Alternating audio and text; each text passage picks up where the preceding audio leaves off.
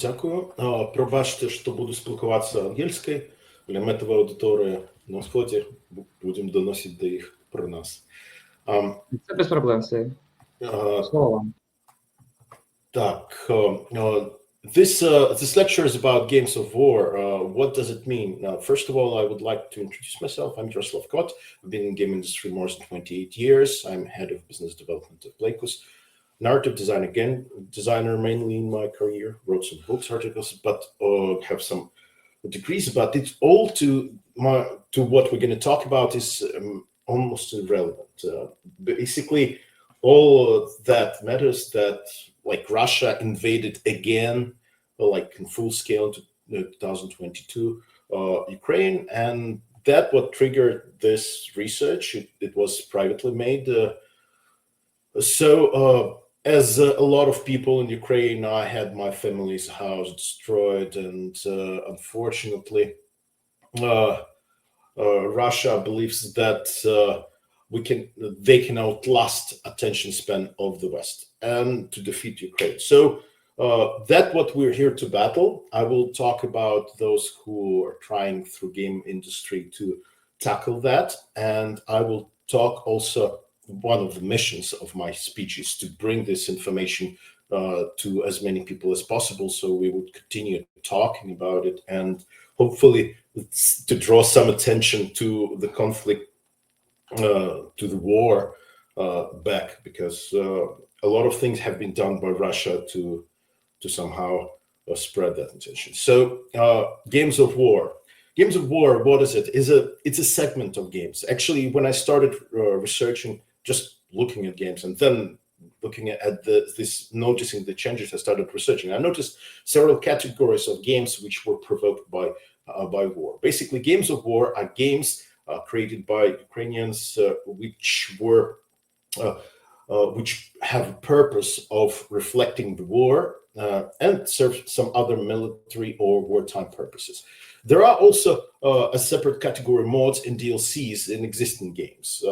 Like Wolfenstein, for example, and so on. They deserve a lot of respect with how they are made, but I tried to focus in one category. Maybe some other researchers, when I will have more time, and next researchers will be about those other categories. Yes.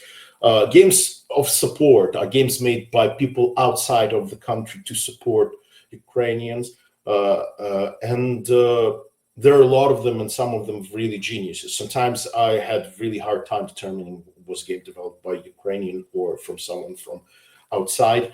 And thank you everyone for supporting Ukraine in this effort.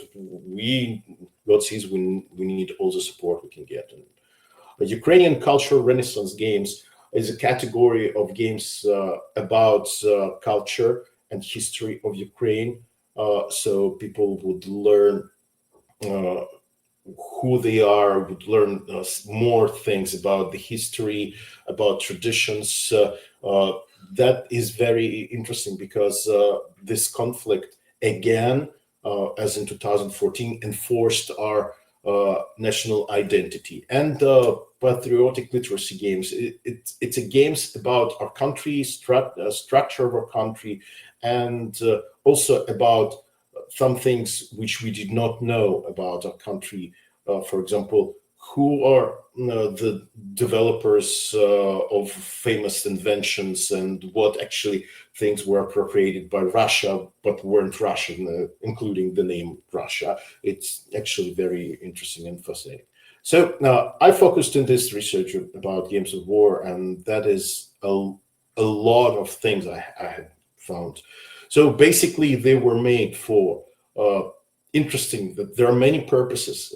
These games demonstrate wonderfully what are the many purposes of games, not just entertainment, because we're far from entertainment in this area, and not just earning money, because it's not a topic we could speculate with.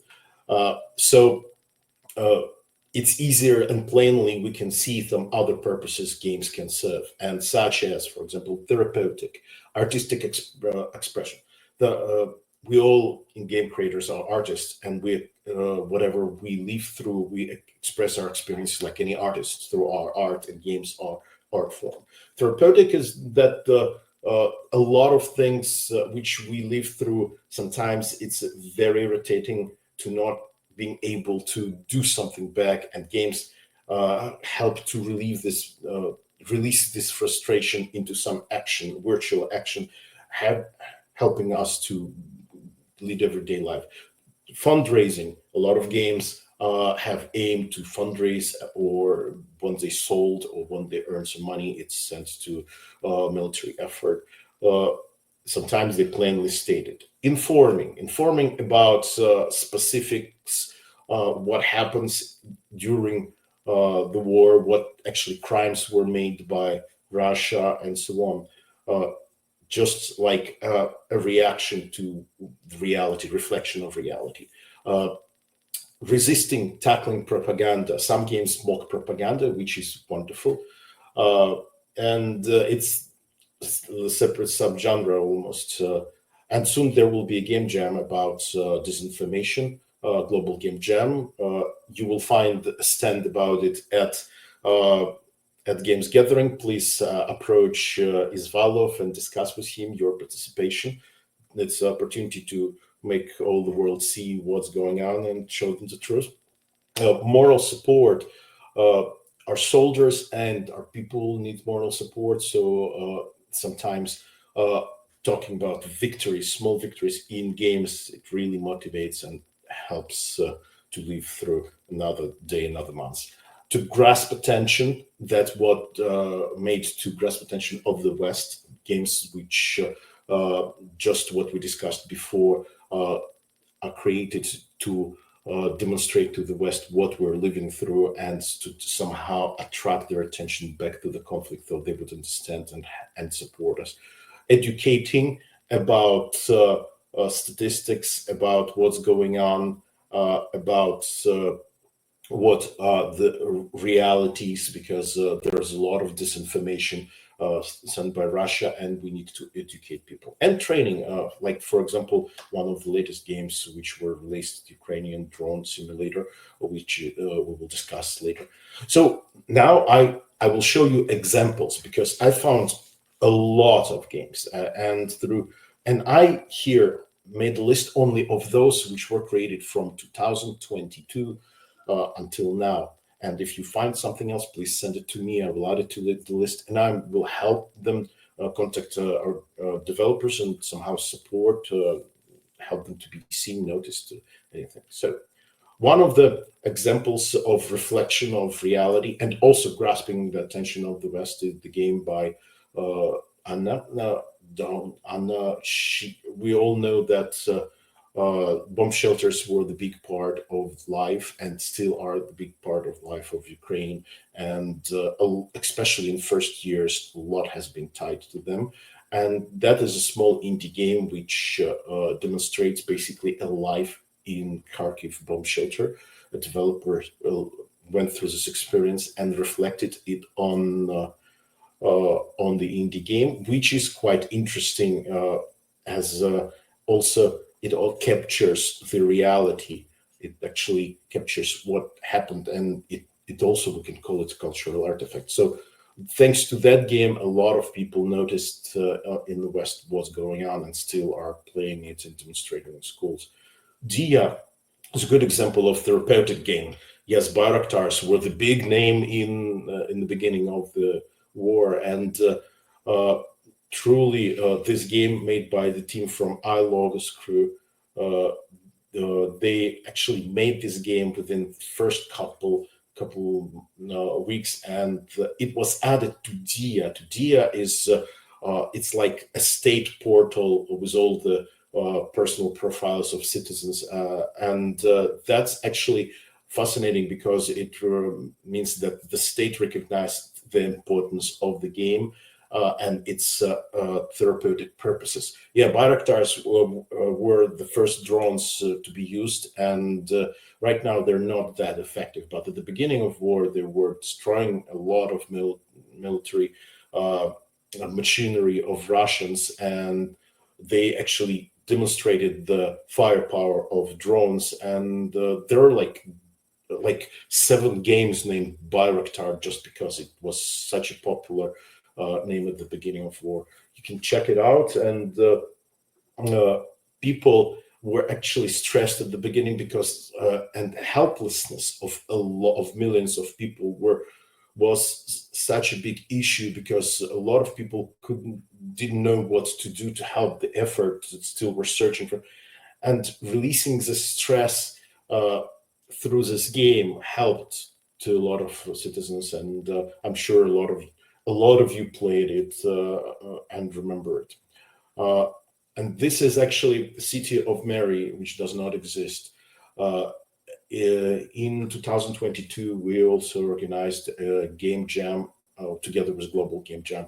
We organized game jam stand with Ukraine, and one of the physical places was in Warsaw. And there were girls.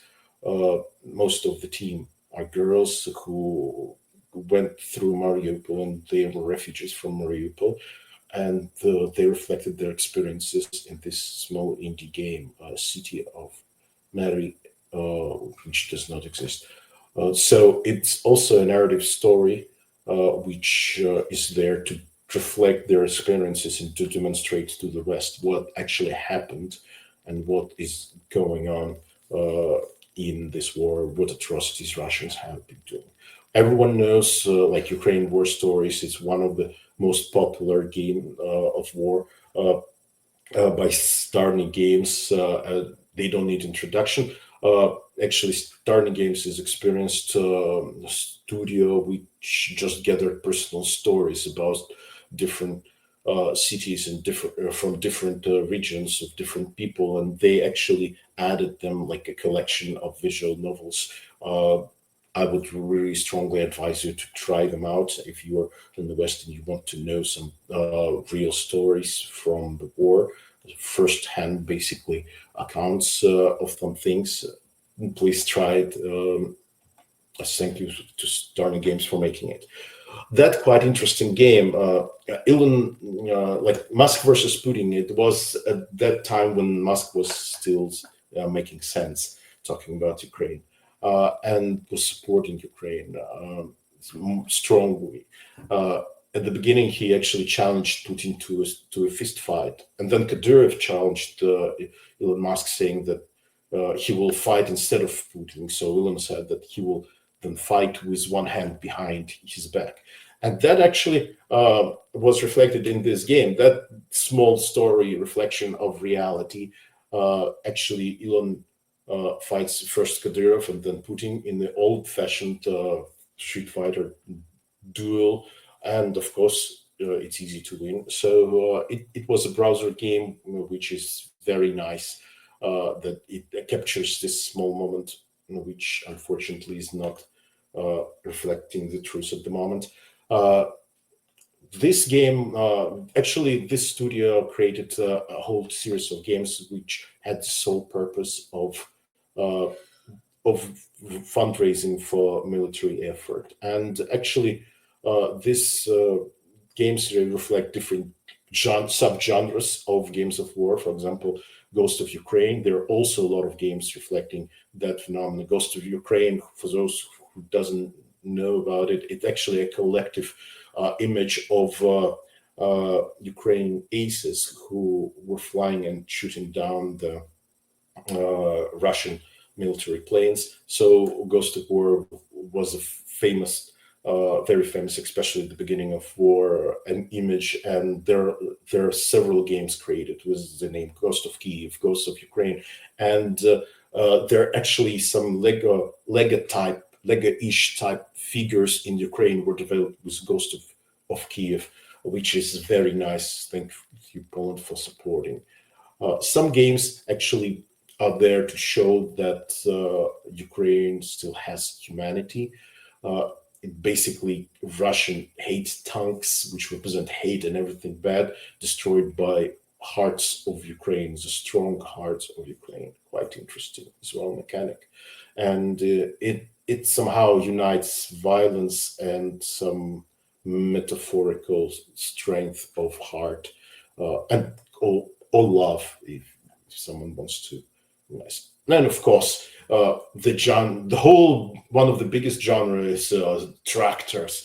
It's a huge genre, and to those who don't know, at the beginning of war, when Russia thought that they will take Ukraine in 3 days, they lost a lot of military, and because they didn't know how to fight proper wars, they lost a lot of equipment, and there were a lot of episodes when Russian equipment was just running out of fuel, and it was stolen with tanks, even with gypsies somewhere, drugged somewhere, and there are a lot of shots with Ukrainian tanks dragging some military machinery.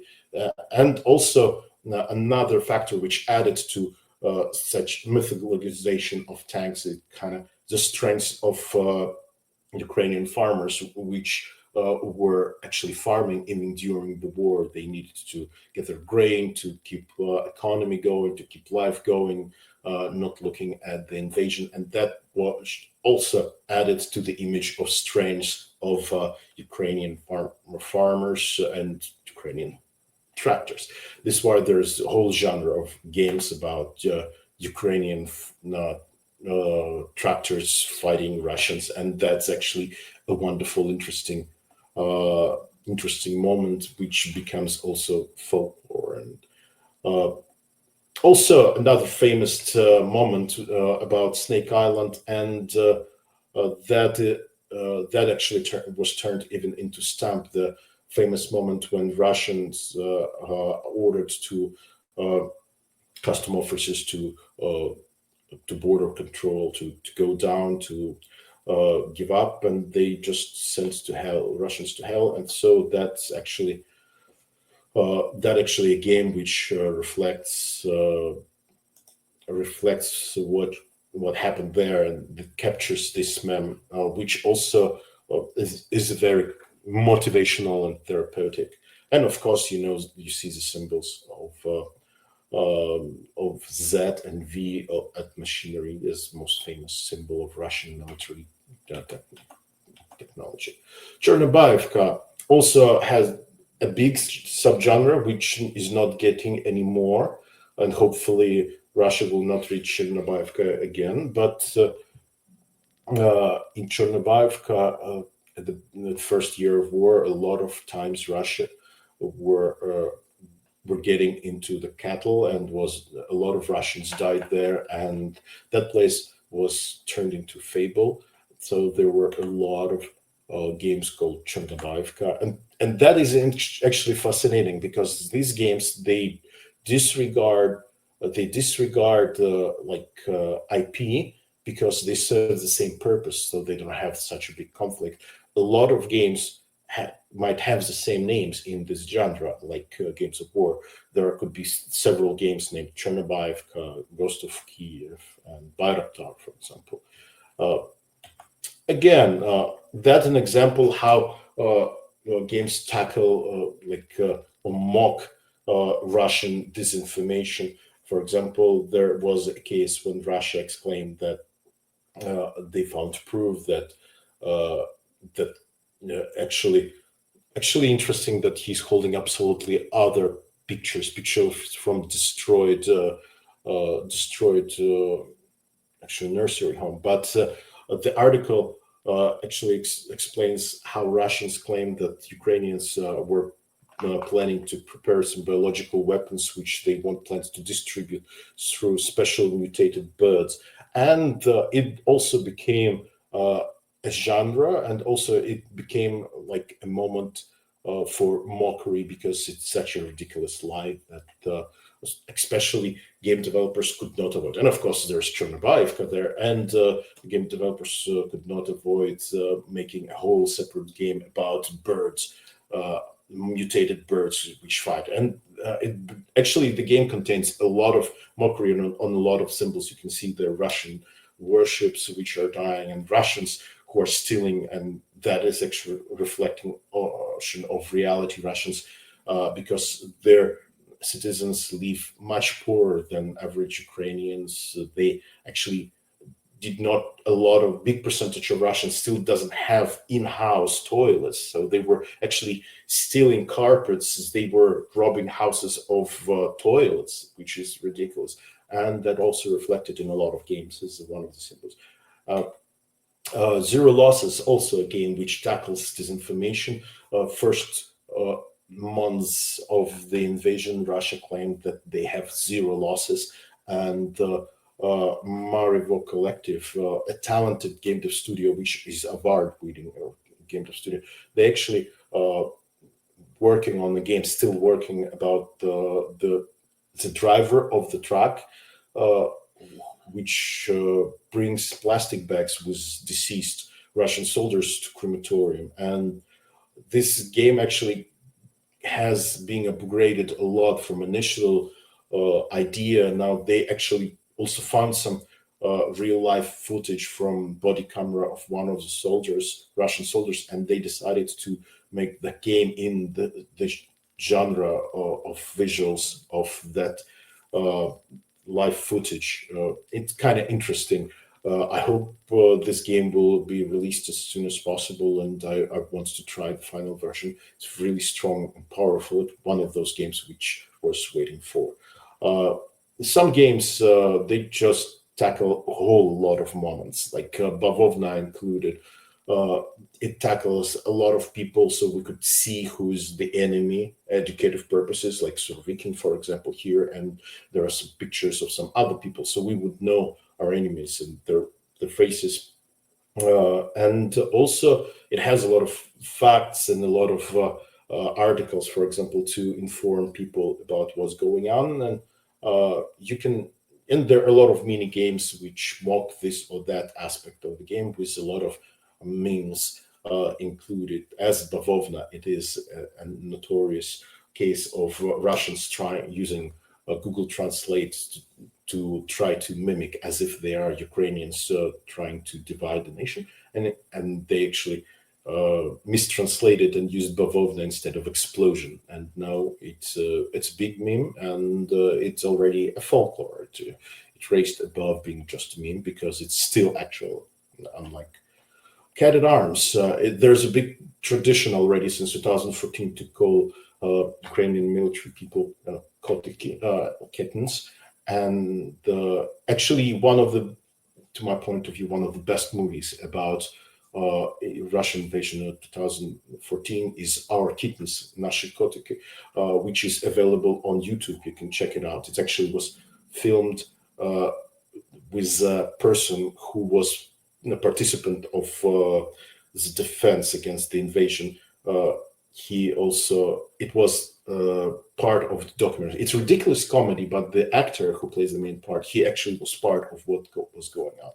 And it makes it even more interesting as a cultural artifact. And this game, Cat at Arms, reflects just that. It has a lot of memes and characters from Russian propaganda.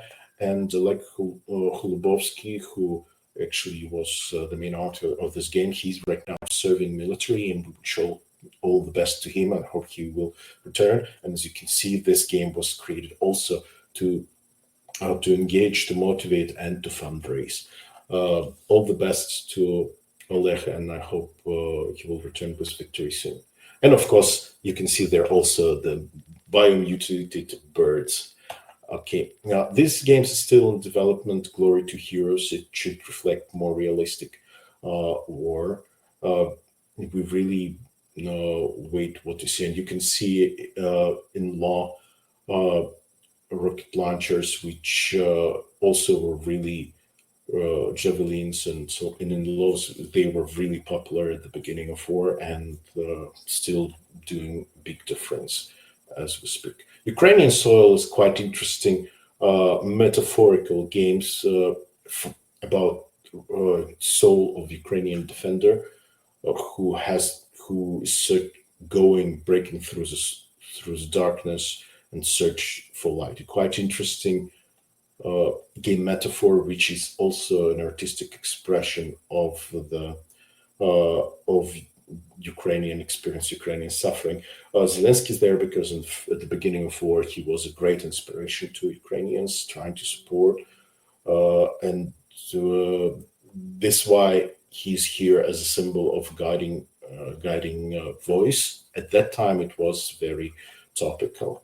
And of course, therapeutic games. So everyone wanted to slap Putin just to release some stress. And here's another possibility game: slap Putin. You could just crawl the table and slap him with sunflower, which was just that. How it sounds, and that was wonderful. There are a lot of games about slapping and Putin and Lukashenko and everything, and they actually were helping. And of course, different iterations of kick the body. For example, a game, let's say, kill Putin, which also gave a lot of stress because a lot of people really have a lot of emotions toward Putin and Lukashenko, who actually just old geezers who don't want to give up their power, and they're ready to sacrifice everyone's life. And basically, all this war is just a result of them being too far away from reality, living in their own bubble, and not willing to acknowledge their own mistakes. That just a lot of people dying because of basically Putin, and a lot of countries around Russia are dictatorships and in chaos because of Russia. So basically, that actually uh, gave that game a big popularity for some time. This Cash Crazy Dictator, basically, that's a famous theme park game from the United States. So a lot of people in the West will recognize it. Just instead of usually uh, some rodent peeping from the holes, we see basically almost a rodent. It's also a nice metaphor. We see Putin peeping from different uh, hiding places where he belongs, and you need to catch him. And when he gets out, he has actually signs with different quotations from his actual speeches, which also mocks and reflects disinformation which he has. Uh, Interesting also genre of games is Brighty. Brighty, like everyone in Ukraine knows Brighty, and to the Westerners who don't know what it is, it's actually AR-ish game, which is connected with the supermarkets where you can get a small round tokens with characters, and you can scan them in AR, and you will get characters in game. But basically, it's a competition tower defense game. But also there are some other moments to this game, and including, yes, it's patriotic. All those characters, they're like a mixture of Ukrainian folklore and patriotism. But also, this game has everyday mine safety game, so to say. It's a like iteration of Minesweeper, where when you fail, they actually tell you that about the security measures during if you see mine, what you have to be to do, who you have to contact. And if to consider that this game is mainly for kids, this is very educational moment for kids. Also, this game gathers donations for military effort, and also they actually created a whole tabletop game, which is amazing tabletop game about mine safety, which is a very topical issue in Ukraine, uh, as well as this game, famous Patron. It's like a bullet. Bullet shell, yes. It's actually a very famous character in Ukraine. A person, like, can't call the person, a very famous dog in Ukraine. This dog, actually a hero. It disarmed a lot of explosives, and it become just a fabled creature, and got a lot of national awards. And here, actually, a charity created a browser game uh, to where you can disarm different explosives, and actually you learn how they might look. And one of the thing which helps you to learn about security measures if you see the explosives, which is also quite interesting. Uh, yeah. There are also some other tabletop games created for that. One of which I like the most is the card game «Карти для розпізнавання вибухових предметів». І they have explosive at each card, and a picture, actually a photo of explosive of each card. And so while playing just basic normal cards, you would also learn how they look like and what to be afraid of, and you would easier recognize if you see something which is danger. So that also a very interesting educative moment, which you can see in the games. Rebuild Ukraine. Some games think about future. And this moment is also moral support, because rebuilding Ukraine is something which everyone hopes for and is waiting for and dreams of.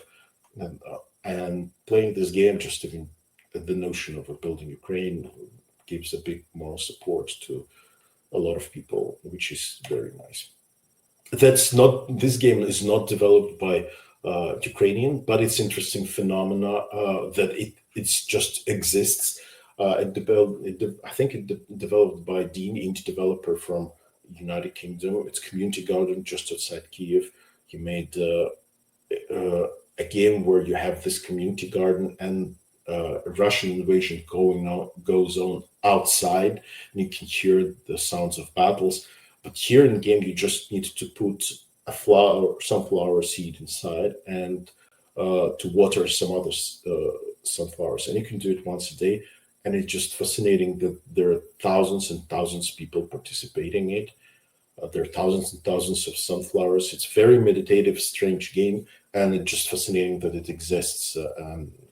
Something about finding serenity in the midst of this chaos. One of the last games, some of the last games which pop up are not as reactive, and they have much bigger production cycle, and they serve more purposes. They're of higher quality. And one of the latest I found, Ukrainian flight drone simulator, which was created by Simtech Solutions. Obviously, as we understand from the name, it's also to teach people to operate drones, but it has a lot of reflection of what's going on in war right now. And also we know that Meatpea Production made a lot of sound and music to this game. Feel free to play it now and support and learn, and hopefully it will make a big impact and closing up our victory.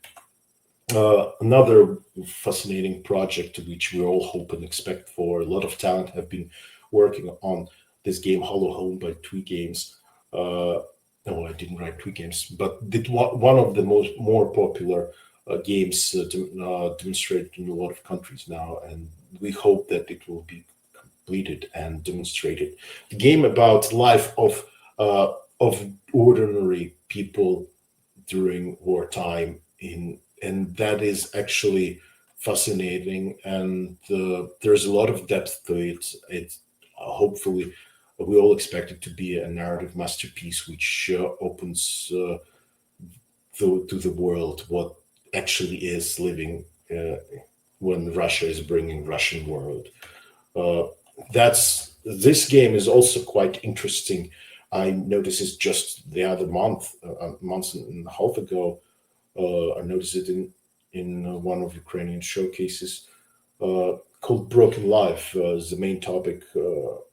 It also point and click adventure, but it actually a game about a problem of veterans returning to their house, and main character actually returns to his home where his wife had been killed and his child is deeper in the country waiting for war to be over, and the main character as a veteran returns and tries to rebuild his life, and you can see all those traces of what has been happening here, and it's also quite interesting reflection of things which happen in Ukraine now. Yuan Amon, that's actually one of the recent games, which was some of the most popular from what I can see, an amount of Ukrainians who played it. And I hope we will be able to promote for Western audience to play it more. It's fascinating game, which is like survival, like inspired mechanic, basically just kill 'em all mechanic. You just walk around, shoot enemies, but it actually brings a lot of narrative and stories. The main developers, they took the imagination of children, because one of them works as teacher in school and lives through that. Was together with Belarus artists, they created amazing worlds. You can see from visuals that they actually didn't have this game as a metaphor of kids hiding in it, substituting imaginary reality for reality, and within that imaginary world they're fighting off Russians. It's all as a metaphor, and as you play you open more and more stories of children from different cities. And interesting that some artwork and some things actually were made by children from different areas of Ukraine, and you can see the dates there and when and who. It's fascinating, awesome game, and I think that this game, among mobile games, free-to-play games, has the biggest potential to be the most playable out of all. Please try it out. It's fascinating. Another interesting story, it's from back 2014. A team of people which I'm honored to be part of. Actually, I had previously been doing a solo speech about this project, Combat Vision, called now it's fourth iteration of Combat Vision. It was just a software for games, which was at the beginning, but after invasion, it was turned into military software, and since 2014, it's already 10 years as Combat Vision is the main military, like most effective in the world now, military software to fight Russians. So there are also, of course, and these all awards were I spoke about at Geek in 2018. You can see how many awards and recognitions were there already. And so please, if you will see or hear about Combat Vision, also support them, because we're looking for new funds to equip front lines with gadgets, so it all could be used. And here is the list of the games. Of course, I have a bigger list with all the links and developers, but here just the names. But even just the names is a lot. And if you're interested in more information, just contact me, and I'll get you any games to talk about. I will try to describe all those games and keep them somewhere so they will be accessible for everyone to try out. Just look how many of them, and you can see that a lot are inspired. Like some things, you can see how they inspired by some. Javelin was the big inspiration at the beginning. Chernobyl, okay. Bayraktar, you can see a lot of Bayraktars there, and Bavovna, a wonderful moment, and you can see just how much of game development, how rich Ukrainian game industry is. Just imagine how creative a community is, and having your support would really, really help a lot to a lot of creative, wonderful people and wonderful nation. But now is the question: what is common between these games? Glory to Heroes, Patriots, Putin Head Adventure, Musk versus Putin, Ukrainian Tractor Driver. I will show you some screenshots of these games that you already seen. Yeah, these are two different games, and these are two different games. Oh, wonderful! Yeah, menu. So, who has any ideas? What is the common, besides the war topic? What is the common for all these games which you have seen? Any ideas for anyone? What is?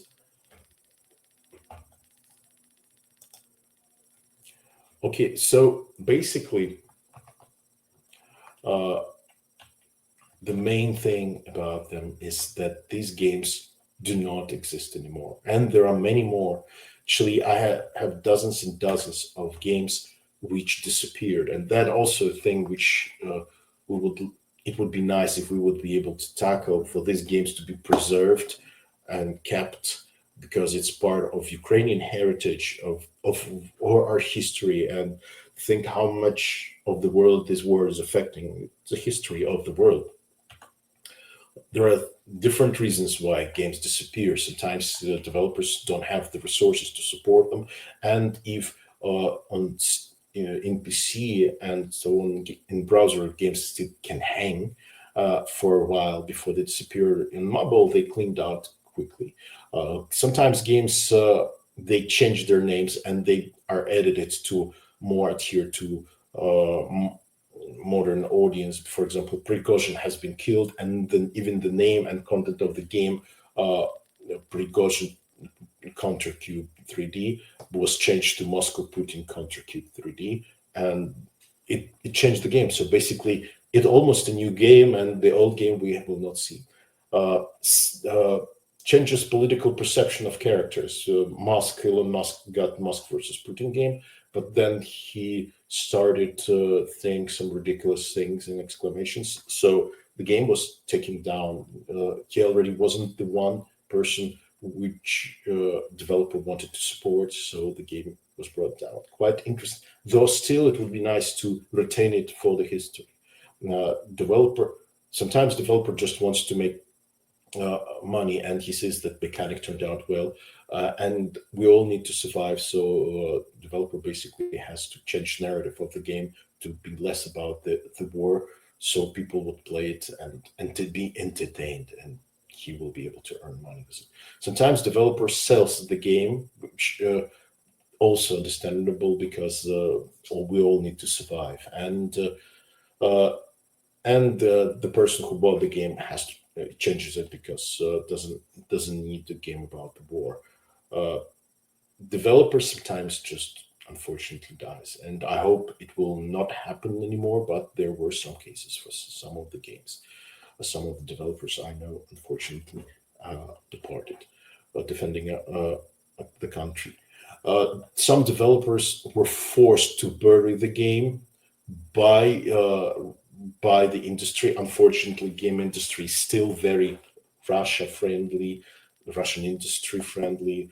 A lot of, unfortunately, IT specialists, as usually, sometimes introverted and not very radical. And so there are a lot of also gray territories, so to say, in the industry, because Russia has a lot of money, and now it's really, and there was no system to filter out Russians. So a lot of Russian and pro-Russian community still exists internationally, still active, and that's something.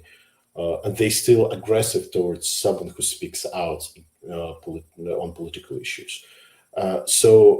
Because we're all artists, some developers, they just don't have emotional strength, surviving, and at the same time resisting personal pressure. So they are forced to put the game.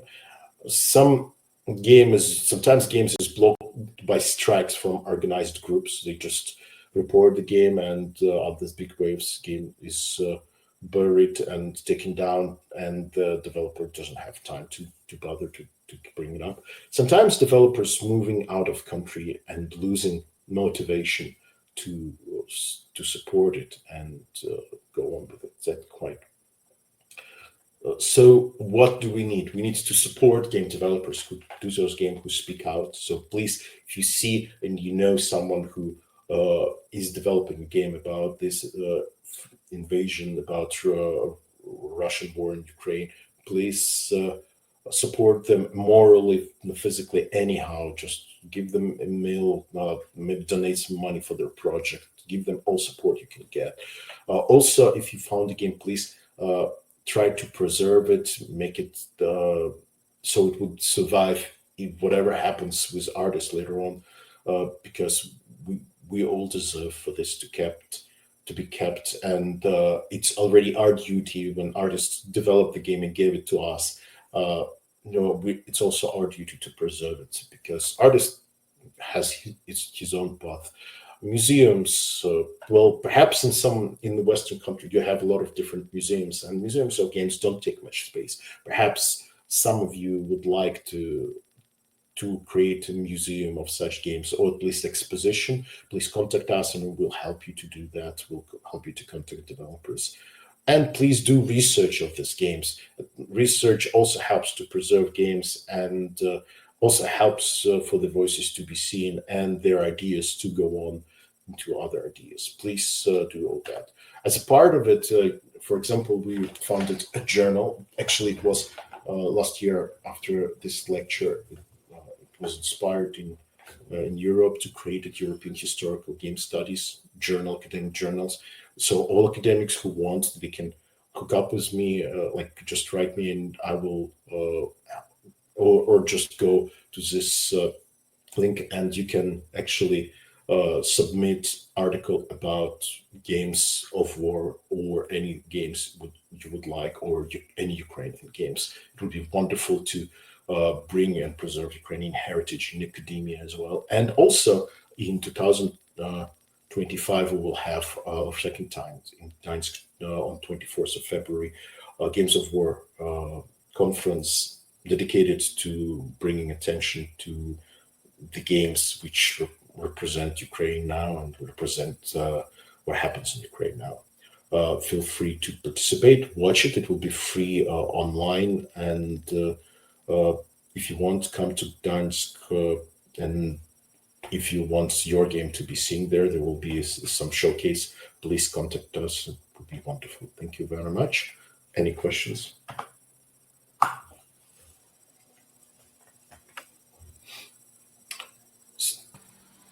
Okay, thanks Yaroslav for your presentation. Very interesting. So while we're waiting for the questions, can I ask you maybe what is your kind of Ukrainian games? Maybe not some particular, but theme.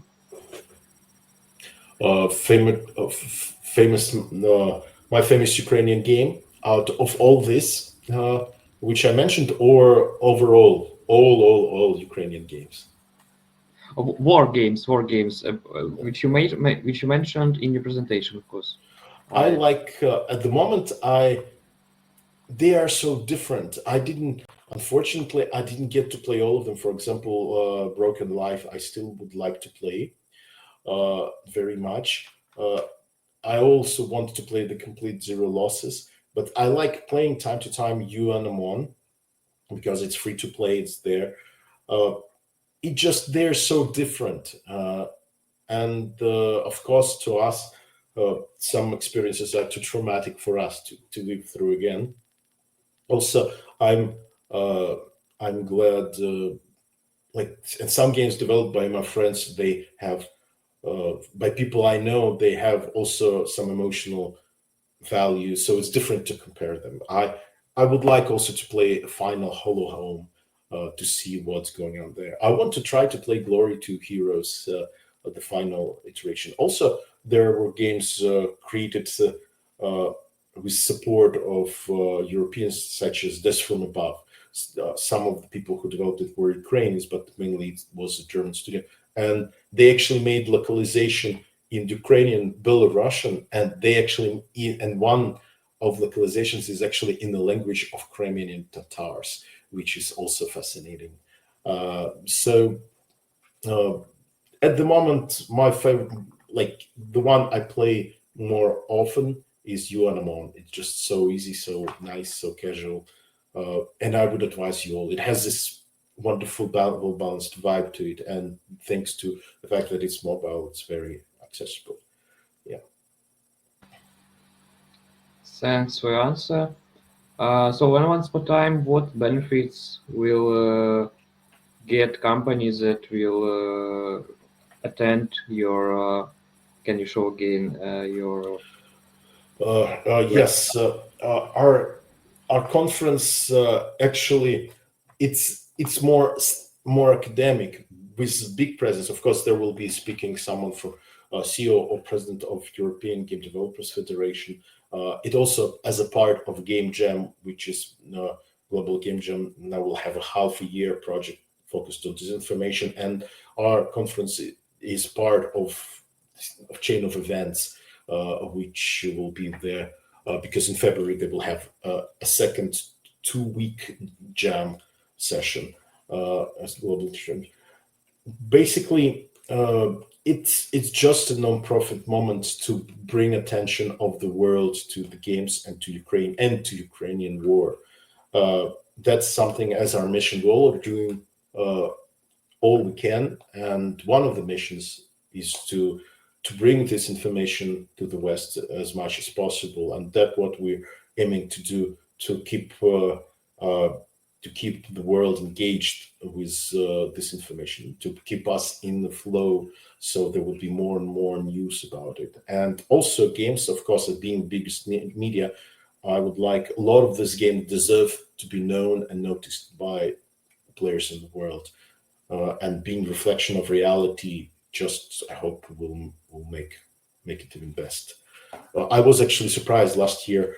Creators of Zero Losses were there, and the depth of the report was fascinating. And actually, the speaker of the creator of Heroes of Might and Magic 3, actually David Mullich, was one of the speakers, and his speech you can find on his webpage. From the conference, he's done a lot to support a lot of fascinating people. It's interesting that the person who actually was behind the creation of This From Above game about war in Ukraine actually now is the president of European Game Developers Federation, and he struggles to bring attention. So with all our joint efforts to do something to make a difference. Yeah.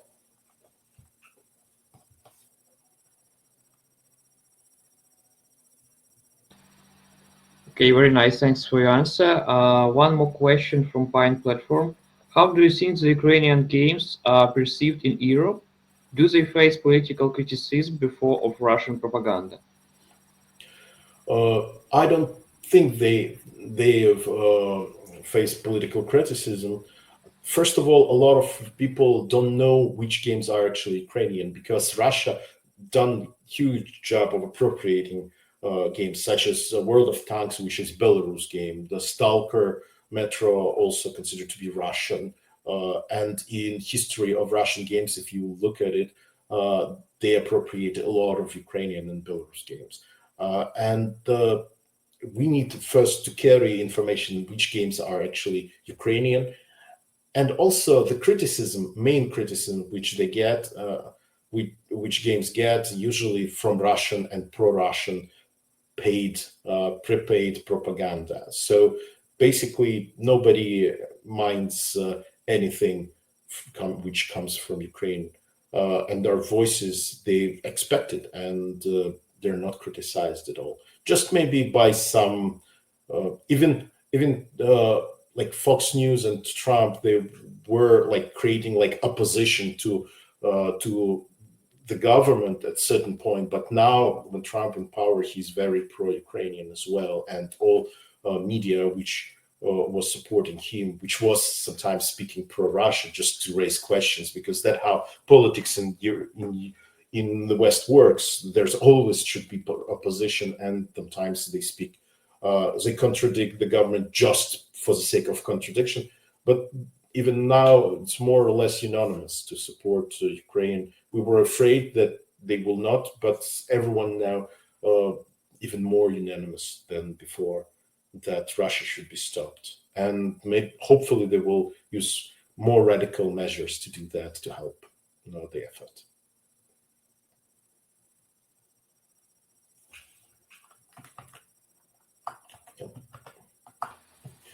Okay, thanks for your answer. So as far as I can see, that's all the questions that we have. So thanks you for attention, and long life to the Ukrainian game development. Long life. Yeah. Thanks, Yaroslav, for your very amazing information that you have collected to us. Quite impressive. And I also want to say that you always reach our speakers via Pine and ask something else and whatever. Okay, see ya.